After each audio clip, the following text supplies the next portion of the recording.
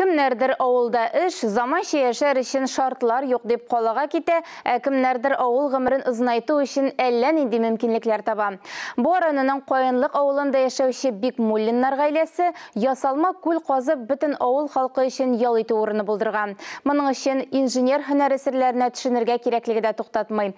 Киресенчә, күл дә ясала, хәтта балыклар да үрчетелә. Ясалма күлләр турында тулырак безнең махсус репортажда. Бикмуллиннар гаиләсе җитеш тормышта яши. Кулларыннан бар да килә. Әле күптән түгел җайлап кына игә чишмә су үткәргәннәр иде. Шул чакта ук гаилә башлыгы җир сатып алып, шундый ук су белән күл ясап куярга карар кыла.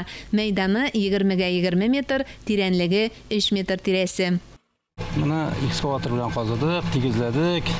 Ну су тормады. Аннан соң пленка жаптык. Пленка итеп, шлап, суны җибәреп, тоже монага езы шланга белән тогышыннан су төшәмсә айрын, теге чишмәнеке белән бер түгел инде. Быел суга балыклар да җибәрелгән. Хуҗа әйтүенчә, су кислород белән туендырыла.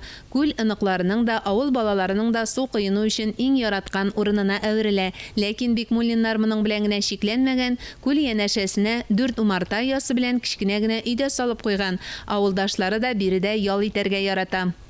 Һәр яктан икея, тапчан инде, өстендә ятып, төнлә белән аларны тыңлап, аларның энергиясын алып, иртәнге төшкә инде яшәреп чыгасың, ул домиктан.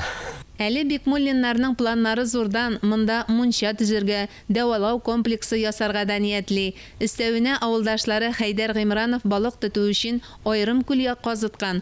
Ул якындагы скважинадан су белән туендырыла. Монда инде табигый күл кебек камышлар да үсә, 9 төрле вак балык та yüзә.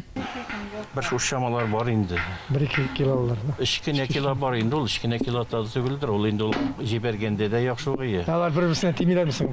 Юк, алар бер-берсенә теге яраклашкан балыклар инде. Безнең андый теге ерткыч балыклар юк.